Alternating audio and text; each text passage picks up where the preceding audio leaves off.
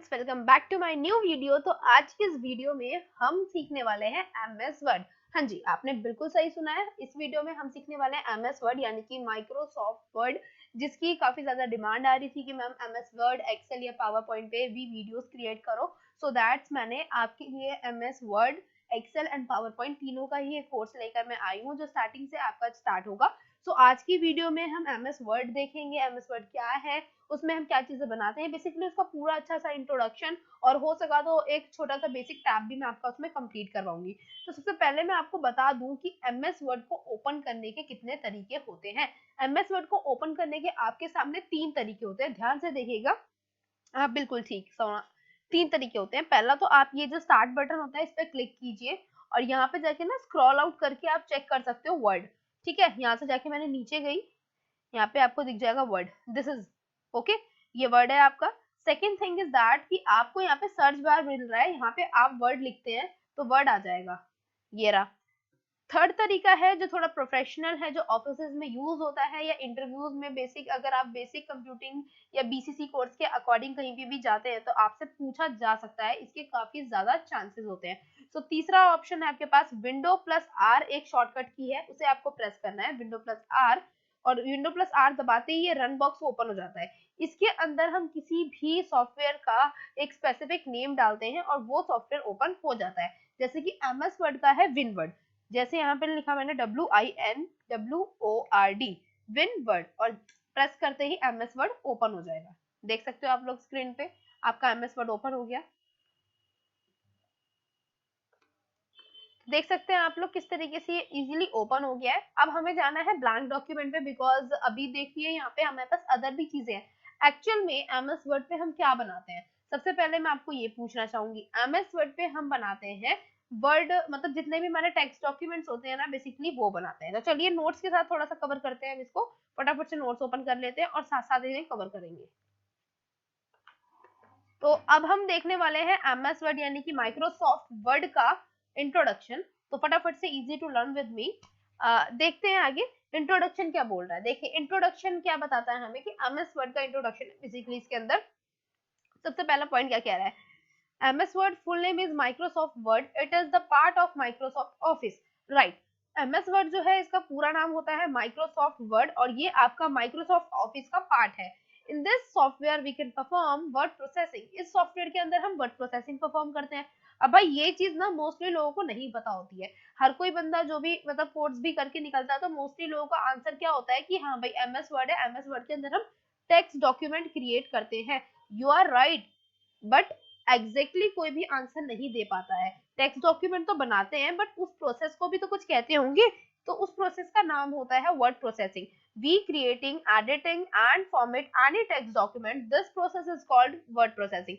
आप कोई भी टेक्स्ट डॉक्यूमेंट को बना रहे हो या उसमें कुछ एडिटिंग कर रहे हो या उसकी कोई फॉर्मेटिंग को चेंज कर रहे हो या कोई भी उस पर फॉर्मेटिंग कर रहे हो, तो वो प्रोसेस ही आपका वर्ड प्रोसेसिंग कहलाता है। एमएस वर्ड में बेसिकली हम वर्ड प्रोसेसिंग करते हैं, ना कि टेक्स्ट डॉक्यूमेंट बनाते हैं। अगर हम एग्जैक्टली इसका आंसर ढूंढे तो यही आंसर होता है कि इस सॉफ्टवेयर के अंदर बेसिकली वर्ड प्रोसेसिंग नाम का प्रोसेस किया जाता है। अब वर्ड प्रोसेसिंग क्या होता है, ऑब्वियसली आप किसी के भी सामने बोलते हैं कि हम इसके अंदर वर्ड प्रोसेसिंग करने वाले हैं, तो उसका अगला क्वेश्चन यही आएगा कि हाँ भाई वर्ड प्रोसेसिंग करते हैं। वर्ड प्रोसेसिंग क्या होती है, we create, edit and format any text document. आप किसी भी टेक्स्ट डॉक्यूमेंट को बनाते हैं या उसमें कोई भी चीज के लिए एडिटिंग करते हैं, उसी प्रोसेस को हम वर्ड प्रोसेसिंग कहते हैं। यानी कि घूम फिर के वैसे कहा जाए तो बात वही है, बट एक्चुअल में एक शॉर्ट आंसर कहो या एक पॉइंट ऑफ करेक्ट आंसर कहो तो आप ये कह सकते हो, in this software we can perform word processing.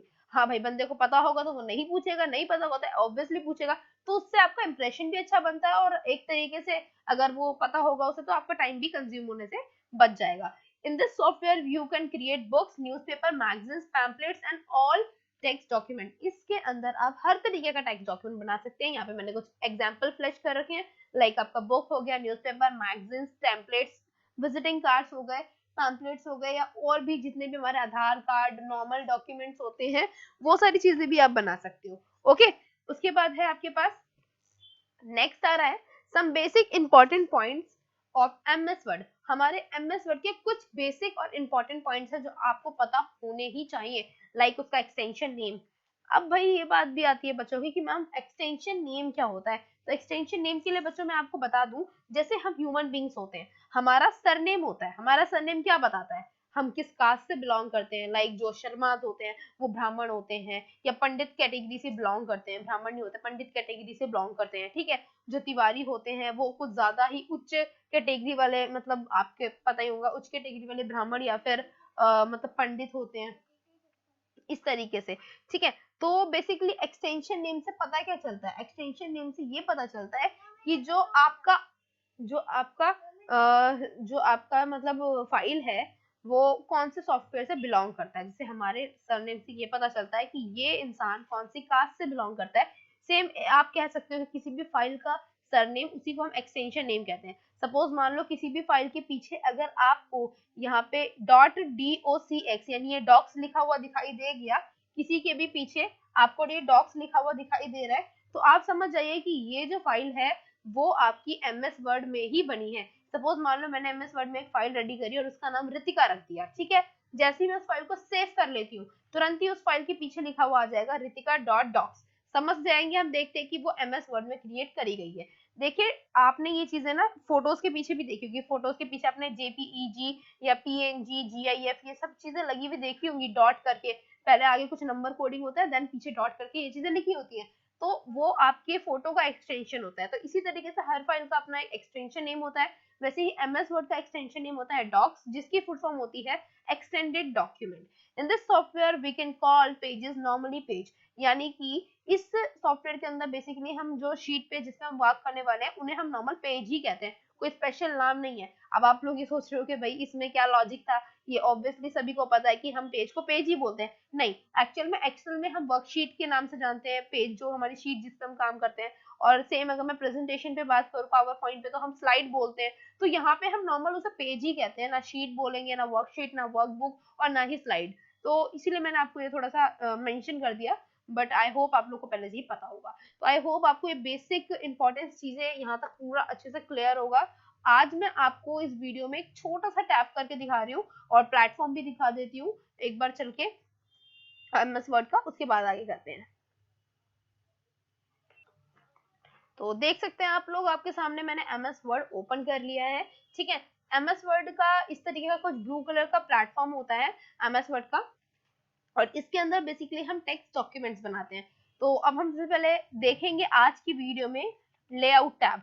अब आप ये लोग सोच रहे होंगे कि भाई होम से क्यों नहीं स्टार्ट कराया मैम आपने, डायरेक्टली स्टार्टिंग के 3 टैब को छोड़ के 4th टैब पे आप आ गए। अब ये टैब क्या होता है, ये जो फाइल, होम, इंसर्ट, डिजाइन, ये सारे जो नाम लिखे हैं ना, इनको बेसिकली बेटा हम टैब बोलते हैं। ये अलग अलग टैब्स होते हैं और ये इनके अंदर अलग अलग कैटेगरी की कमांड्स होती हैं, ऑप्शंस को ही हम कमांड्स कहते हैं, ठीक है। तो इसमें कंफ्यूज होने की बिल्कुल भी जरूरत नहीं है। तो ये जो लेआउट टैब है ये सबसे बेसिक टैब होता है। एक्चुअल में ना यहाँ पे सारे टैब्स ऐसे लाइन से नहीं लगे, कि कोई मैंडेटरी नहीं होता आप होम टैब को पहले करेंगे, इंसर्ट को उसके बाद देन डिजाइन देन लेआउट, ऐसा कुछ भी नहीं है। वो जस्ट लिखा हुआ है, बना दिया गया है, आपकी मर्जी है आप किसको ज्यादा पहले प्रेफर करते हो। और ऑब्वियसली पहले हम लेआउट ही देखते हैं ना, जब भी आप कोई भी टेक्स्ट डॉक्यूमेंट बना रहे हो या कोई भी डॉक्यूमेंट क्रिएट करने बैठे हैं, तो आप सबसे पहले क्या करते हो, पेज देखोगे। आपको सपोज एक डॉक्यूमेंट बनाना है, मैंने बोला आपको एक रिज्यूम रेडी करने के लिए, तो पहले आप ये चीज सोचोगे ना, रिज्यूम में कैसे पेज पे करूंगा, कैसा पेज होना चाहिए, वो लाइन वाला, विदाउट लाइन वाला, कितने उसके उसकी ओरिएंटेशन क्या होनी चाहिए। ओरिएंटेशन का मतलब उसकी डायरेक्शन होती है, या पोजीशन कह सकते हो आप, वर्टिकल या हॉरिजॉन्टल, ठीक है। जैसे वर्टिकली तो हम नॉर्मली यूज ही कर लेते हैं, और हॉरिजॉन्टल जो होता है वो आपका वहां पे यूज होने वाला होता है। जो एग्जाम शीट्स आती है हमारी वो हॉरिजॉन्टली होती हैं। तो आपको जो है ना सबसे पहले यही सारी चीजें ना सिलेक्ट करनी पड़ती हैं। सो दैट्स व्हाई हम पहले लेआउट टैप कर रहे हैं। अब लेआउट में सबसे पहले आपके पास आ रहा है पेज सेटअप का सेक्शन। ये जो सेक्शन यहाँ पे देखिए, ये जो है ना एक्चुअल में देख रहे हो लाइन सेक्शन वाइज बांट रखा है इसने। तो ये जो होता है ना नीचे लिखा होता है, इसको हम कहते हैं सेक्शन नेम। तो ये जो है अभी हमारे पास पहला सेक्शन आ रहा है पेज सेटअप का सेक्शन। इसमें जितने भी ऑप्शन है पेज को सेटअप करने के रिगार्डिंग ही आपको दिखेंगे, ठीक है। तो अभी हम पहला देख लेते हैं पेज सेटअप का सेक्शन। उसमें पहली चीज आ रही है मार्जिन। मार्जिन क्या होता है, it is the spacing you leave around the page for preventing cutting of text in their documents। इसका मतलब क्या है, ये वो स्पेस है यानी कि वो जगह है जो हम छोड़ते हैं, लीव करते हैं, किसके अराउंड, हमारे पेजेस के अराउंड, यानी कि इर्द गिर्द, ताकि प्रिवेंट हो सके कटिंग हमारे टेक्स्ट में से, टेक्स्ट मतलब जो टेक्स्ट की कटिंग हो जाती है डॉक्यूमेंट्स में से, उसकी प्रिवेंटिंग हो सके, यानी कि उससे हम बच सके बेसिकली। हम आपको एक चीज दिखा, यहाँ पे देखो नोटिस भी आप कर रहे होंगे कि, चलो मैं थोड़ा सा करके भी दिखाती हूँ आपको। जैसे मैंने यहाँ पे कर्सर को रखा, ठीक है, अब मैं बैकस्केप दबा रही हूँ कॉन्टिन्यूसली। ओ ओ सॉरी, ऊपर रख लेना चाहिए था मुझे शायद, और चलो मैंने यहाँ पे रख लिया, चलो ठीक है। अब मैं यहाँ पे देखो बैकस्केप दबा रही हूँ, वो जितना स्पेसफुल यहाँ पे से था, तो यहाँ से यहाँ तो आ गया, जितना स्पेस था वो तो डिलीट हो गया, बट इससे आगे पेज है तभी भी तो नहीं बढ़ रहा ना, यहाँ तक एटलीस्ट बढ़ना चाहिए, बट ये तो यहीं पे स्टॉप हो जा रहा है। और ना तो ये मेरा एरो मैं ऊपर की तरफ क्लिक कर रही हूँ कॉन्टिन्यूसली, ना तो ये ऊपर जा रहा है, यहाँ से ऊपर भी नहीं जा रहा। सो इसी को ही बेसिकली हम क्या कहते हैं, इसी को हम कहते हैं मार्जिन। ये जो साइड में इतनी जगह छूट जा रही है, इससे आगे हम टेक्स्ट लिखना चाह रहे हैं बट नहीं लिख पा रहे हैं। क्यों नहीं लिख पा रहे हैं? जो आजू बाजू यहाँ पे जो आधा इंच का जगह छूटा हुआ है ना पेज को, उसी को हम मार्जिन कहते हैं। हम पेज के सराउंडिंग, आपने बुक्स में भी नोटिस करा होगा, कोई भी बुक या कोई भी आपने डॉक्यूमेंट आप उठा के देख लीजिए, आपके घर में पड़ा होगा या न्यूज़पेपर कुछ भी, कोई भी बिल्कुल ऐसे एंड तक, यहाँ एकदम ऊपर से यहाँ पे टॉप तक, और नीचे से साइड से यहाँ से बिल्कुल बिल्कुल भी यहाँ तक नहीं लिखा हुआ होता। इनफैक्ट हम कॉपी में भी जब काम करते हैं ना, तो स्टार्टिंग में एक लाइन डली होती है, इतना जगह छोड़ के उसके बाद ही लिखना शुरू करते हैं, राइट। और स्टार्ट एंड में भी हम थोड़ा सा छोड़ते हैं अपने हिसाब से, ऐसा थोड़ी है कि पूरा एकदम घुस जाते हैं, यहाँ से लिखते ही जा रहे हैं लिखते ही जा रहे हैं, खत्म ही नहीं कर रहे। तो उसी चीज को हम कहते हैं मार्जिन छोड़ना। हम अपने टेक्स्ट डॉक्यूमेंट में या पेपर में या पेज में सराउंडिंग थोड़ा सा आधा इंच हो गया, 1 इंच हो गया, 1.5 इंच हो गया, 2 इंच हो गया, हमारे जरूरत के हिसाब से हमें कितना टेक्स्ट लिखना है। जैसे मान लो हमें ज्यादा टेक्स्ट लिखना है तो हम आधा इंच छोड़ देंगे, ताकि हमारे पेज की भी थोड़ी सी बचत हो। सपोज मेरे को पोएम लिखनी है, पोएम तो छोटी सी होती है, ज्यादा नहीं लिखनी, तो 2-2 इंच छोड़ दो। तो अपने हिसाब से हम अलग अलग तरीके के मार्जिन छोड़ते हैं। जैसे यहाँ पे है बी मार्जिन नॉर्मल, ये 1-1 इंच, 2.5-2.5 इंच का है, ये 1-1 इंच का है, ये मॉडरेट है, ये थोड़ा सा वाइड है, अगर आप पोएम लिखना चाहते हो। देख रहे हो कितना ज्यादा साइड साइड से छोड़ रखा है मार्जिन। ये मैरोरॉइड है, ये बुक्स में यूज होता है, इसमें बीच में थोड़ा सा ज्यादा मार्जिन छोड़ा जाता है और साइड साइड में कम, ताकि जब हमारी बुक बाइंड हो तो हमारे वर्ड्स अंदर ना घुसे, क्योंकि बहुत से बुक्स में ऐसा होता है ना, अंदर की तरफ मार्जिन कम होता है, तो बाइंडिंग में सारे वर्ड्स घुस रहे होते हैं। तो इन्हीं सारी चीजों से हम प्रिवेंशन के लिए ही हम मार्जिन को छोड़ते हैं पेजेस में। सपोज मान लो हम बिल्कुल यहाँ तक का टेक्स्ट लिखने लग गए, और जब हमारी बुकें बनती हैं तो बुकों का पेजेस एक साथ सेट करा जाता है और फिर इनकी कटिंग होती है मशीनों से। तो अगर हम बिल्कुल एंड तक अगर चीजें लिखने लग गए ना, तो जैसे भी हल्का सा भी टेढ़ा वेढ़ा हो गया, अगर सपोज बुक का सेट हल्का सा भी टेढ़ा हो गया, तो वो पूरी की पूरी इंफॉर्मेशन काट डालेगा। यानी कि टेक्स्ट की कटिंग होनी पक्का है डॉक्यूमेंट्स में, और हमारा फिर पूरा का पूरा डॉक्यूमेंट खराब हो जाएगा, पूरी की पूरी बुक खराब हो जाएगी। तो इन सारी चीजों से बचने के लिए कटिंग के टाइम पे या प्रिंटिंग के टाइम पे भी ये प्रॉब्लम आ जाती है, कभी कभी पेजेस टेढ़े हो जाते हैं थोड़े से, तो थोड़ा सा तिरछा प्रिंटिंग हो जाती है। अगर आपने जगह नहीं छोड़ी होगी तो वो कटिंग हो जाएगी, कि उसकी जगह ही नहीं होगी, एक्स्ट्रा जगह छोड़ता है तो वहां पे एडजस्ट हो जाता है बेसिकली, इसीलिए हम मार्जिन को छोड़ते हैं। नेक्स्ट चीज आती है आपके पास ओरिएंटेशन। ओरिएंटेशन होती है पेज की पोजीशन, आप पेज वर्टिकल लेना चाहते हैं या हॉरिजॉन्टल लेना चाहते हैं। जैसे मैं यहाँ से थोड़ा सा साइज छोटा करके दिखा दूं आपको, ये अभी वर्टिकल है, बट मैं यहाँ से अगर ओरिएंटेशन चेंज कर दूं, अभी ये पोर्ट्रेट है यानी वर्टिकल, अगर मैं इसे लैंडस्केप कर दूं तो ये इस तरीके से थोड़ा सा हो जाएगा। कैसा हो गया? हॉरिजॉन्टल हो गया, इस तरीके से। तो आपकी मर्जी, आप कैसे पेज पे काम करना चाहते हैं। पोर्ट्रेट पे काम करेंगे तो आपका वर्टिकल यानी कि आ जाएगा, और अगर आप हॉरिजॉन्टल लेना चाहते हैं तो आप लैंडस्केप चूज कर सकते हैं। दो तरीके की ओरिएंटेशन होती है, ये चीजें याद रखिएगा, एग्जाम पॉइंट ऑफ व्यू से है। अगर कोई बच्चा मतलब बीसीसी कोर्स का देख रहा है तो उसके एग्जाम में जरूर आ सकता है कि मतलब कितनी ओरिएंटेशन होती है एमएस वर्ड के अंदर। तो 2 टाइप्स की होती है, पहला होता है पोर्ट्रेट, दूसरा होता है लैंडस्केप। उसके बाद है आपके पास अगला पेज साइज। पेज साइज काफी इंपॉर्टेंट है। पेज साइज क्या होता है भाई? देखो पेज साइज क्या है हमारा, by this option you can choose your page size. आप अपने पेज का साइज चूज कर सकते हैं। आपको A4 शीट चाहिए, A3 चाहिए, A2 चाहिए, A1 चाहिए, या और भी बहुत सारे साइजेस होते हैं। तो यहाँ पे आइए, ये साइज का ऑप्शन आ रहा है, देखो लेटर साइज है, लेवलॉइड साइज है, legal, statement, executive, A3, A4, A5, बहुत सारे साइजेस हैं, जिसमें भी आपको चाहिए आप ले सकते हैं।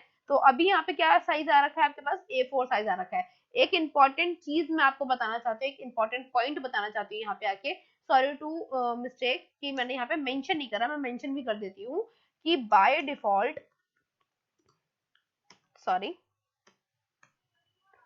बाय डिफॉल्ट MS वर्ड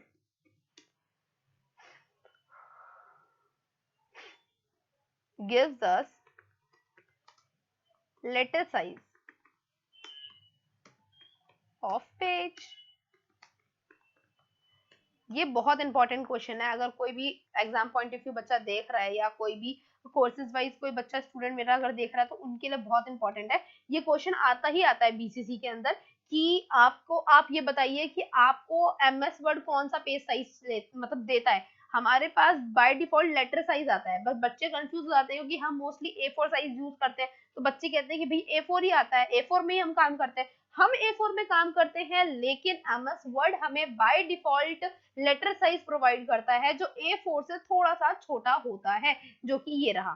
ठीक है, तो इस चीज में कंफ्यूज बिल्कुल भी नहीं होना। बोल्ड लिखा है इसीलिए मैंने, ताकि आप लोगों को मेंशन भी रहे। बाय डिफॉल्ट हमें एमएस वर्ड के साइड से लेटर साइज मिलता है, बट हम कौन सा मोस्ट प्रेफर करते हैं, हम मोस्ट प्रेफर करते हैं A4 साइज। ओके, उसके बाद अगला आ रहा है ब्रेक्स। तो ब्रेक्स क्या करता है, चौथी चीज आ रही है ब्रेक्स। अगर हमें सपोज नया पेज चाहिए होता है या नेक्स्ट पेज चाहिए होता है तो हम इस ऑप्शन का यूज करते हैं, जिसकी शॉर्टकट की भी लिखी हुई है मैंने लास्ट में, कंट्रोल प्लस एंटर। आप लोग इसे अच्छे से नोट कर लीजिए। ठीक है, जैसे मान लो अभी देख रहे हैं यहाँ पे एक ही पेज है, तो हमारा जो एमएस वर्ड होता है ना वो बाय डिफॉल्ट हमें वन ही पेज देगा, कहेगा कि एक ही पेज को भरो तभी मैं आपको नया दूंगा। बट मुझे तो इतना ही लिखना है, अब मुझे नए टैब के बारे में लिखना है, नया पेज चाहिए, तो वहां पे मैं यहाँ पे जाकर ऐसे करके ब्रेक कर लूंगी, पेज ले लूंगी, देख लू नया पेज आ गया। यहाँ पे देख सकते हो आप 2 पेजेस मेंशन हो रहे हैं। ठीक है, उसके बाद अगर आप सपोज कंट्रोल प्लस एंटर भी करते हैं तो आ जाएगा। अभी ध्यान से देखिएगा, यहाँ मैं प्रेस करके दिखाती हूँ, कंट्रोल प्लस एंटर आ गया नया पेज। तो कंट्रोल प्लस एंटर इसकी शॉर्टकट की होती है, उससे भी आपका पेज आ जाएगा। और अगर आप ब्रेक पे जाके यहाँ से पेज ले लेते हैं या यहाँ से नेक्स्ट पेज ले लेते हैं तो भी आपका पेज आ जाएगा। ठीक है, नेक्स्ट है line number. By this option you mention all line numbers in the front of this. मतलब इस ऑप्शन के थ्रू आप अपने हर लाइन के आगे उनका नंबर मेंशन कर सकते हो। जैसे हम कभी कभी कोई डॉक्यूमेंट बना रहे होते हैं और उसमें हमें बाउंडेशन दी गई होती है कि आप इतनी लाइनों से ज्यादा नहीं लिख सकते, तो वहां ये ऑप्शन काफी यूजफुल होता है। आप यहाँ पे जाइए और कॉन्टिन्यूस पे क्लिक कर दीजिए। कॉन्टिन्यूस पे क्लिक करते ही वो अपने आप बताएगा कि आपने कितनी लाइनें अभी तक में लिखी है। तो देख लो यहाँ पे मेरी सारी लाइनों के आगे नंबर खुद ब खुद उसने दे दिए, मेरे को नहीं लिखना पड़ा, पता भी चल गया मैंने 13 लाइन्स लिखी है। तो यहाँ पे ये ऑप्शन इस यूज में आता है। अब अगला ऑप्शन काफी यूनिक सा है, आप इससे हूबहू हैं, बट बंदे ना नाम सुन के थोड़ा सा ना घबरा जाते हैं, ये क्या है, ये क्या फंक्शन है। तो हाइफनेशन क्या है, by this option you can add hyphen as manual work in their documentation. मतलब कि इस ऑप्शन के थ्रू आप एक हाइफन जोड़ सकते हैं अपने डॉक्यूमेंट में। हाइफन क्यों जोड़ना है, हाइफन क्या होता है, एक ऐसा छोटा सा स्मॉल का साइन, माइनस का साइन, आप लोगों को पता ही होगा, ये करते होंगे आप लोग। कभी कभी क्या होता है ना, हम बिल्कुल लिखते लिखते यहाँ पे एंड पे पहुंच जाते हैं, और एक्चुअल में सपोज मान लो जैसे मुझे यहाँ पे लिखना था डिफरेंट, ये देखो ध्यान से देखना इस चीज को। जैसे मेरे को यहाँ पे लिखना है डी, जगह ही नहीं है, बिल्कुल भी जगह नहीं है, तो नीचे आ गया वो, यहाँ लिख लेती हूँ। ओ यहाँ तो है भाई, ये भी ना मेंशन नहीं होने दे रहा है। चलिए मैं आपको अलग से लिख के दिखा देती हूँ। जैसे यहाँ पे है, जो भी है हम इसे कॉन्टिन्यूसली लिखते जा रहे हैं। ठीक है, देखो अब जैसे यहाँ पे एंड पे आ गया, अब जैसे ही मैंने इसे क्लिक किया, इतने की यहाँ पे जगह थी, जैसे मैंने एक अल्फाबेट और ऐड किया, वो वहां पे स्पेस नहीं था, तो उसने पूरे के पूरे अल्फाबेट को नीचे टर्न कर दिया। होता है ना, इस केस में हम क्या करते हैं, नॉर्मल जब हम नोटबुक में काम कर रहे होते हैं एक छोटा सा ऐसा माइनस का साइन लगा देते हैं और बाकी के वर्ड को नेक्स्ट लाइन में उतार लेते हैं, इसी को हाइफनेशन कहा जाता है। अब जैसे यहाँ पे मैं हाइफनेशन पे गई और मैंने यहाँ पे ऑटोमेटिक कर दिया हाइफनेशन, और इसे मैंने क्लिक कर दिया, देखो ध्यान से देखो यहाँ पे आ गया, यहाँ पे हाइफनेशन अपने आप ही, जितना वर्ड वहां आ सकता था वहां आया, हाइफन लगा और बाकी का सारा वर्ड नेक्स्ट लाइन में अपने आप टर्न हो गया, ये मैंने नहीं लगाया है। ठीक है, इसी को हम हाइफनेशन कहते हैं कि अपने आप। यहाँ पे भी देखिए, ध्यान से देखिए, यहाँ पे पहले देख रहे थे स्पेस कितना ज्यादा खाली था, वहां पे मैं लिखना चाह रही थी तब नहीं लिखने दे रहा था। क्यों नहीं दे रहा था, बिकॉज मैंने हाइफनेशन ओपन ही नहीं कर रखी थी। अब जैसे ही यहाँ पे मैंने हाइफनेशन ओपन करी, लैंड यहाँ पे आ गया और बाकी स्केप नीचे आ गया, जितने की जगह थी उतना जगह वहां पे कवर हुई है। तो इससे बेसिकली क्या होता है ना, एक चीज का हमारा फायदा होता है कि एक्चुअल में ना ये जो हाइफनेशन मतलब ऑन नहीं होती है तो काफी ज्यादा स्पेसेस अननेसेसरी ना छूट जाता है, जिसकी वजह से एक नई नई लाइनें क्रिएट हो जाती हैं।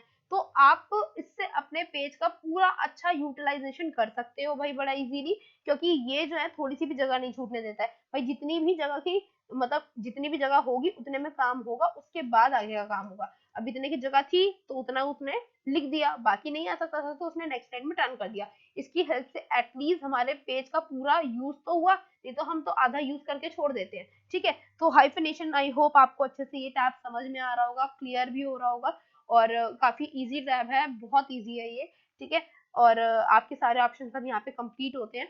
तो ये आपका था पूरा पेज सेटअप का सेक्शन, और ये जो पैराग्राफ सेक्शन है ये भी काफी इजी है, और ये रिपीटिंग है बेसिकली, ये हम होम टैब में भी क्लियर करेंगे। सो मैं यहाँ पे अभी इसको नहीं बता रही हूँ, जब मैं होम टैब में कराऊंगी तो एक बार आपको यहाँ पे दोबारा से एक बार बता दूंगी। ठीक है, और ये जो अरेंज का सेक्शन है ये आप यहाँ पे देख ही रहे हैं कि ऑप्शन यहाँ पे हाईलाइटेड है ही नहीं, यानी कि यूज में नहीं है। ये भी क्योंकि रिपीटेड है, ये दोनों ही रिपीटेड है, ये होम टैब में आ जाएगा। और ये अभी जब हम इंसर्ट सीखेंगे तो हम जो भी चीज इंसर्ट करेंगे वहां पे हमेशा बार बार रिपीट होगा। ये ऑप्शनल ऑप्शन है, इसीलिए यहाँ पे मेंशन भी नहीं हो रहा है। आई होप आपको ये वीडियो अच्छा लगा होगा, आपको ये टैब समझ में आए होंगे, इसके मेन ऑप्शंस यही हैं, ये आपको अच्छे से क्लियर होंगे, बेसिक अच्छे से क्लियर होगा।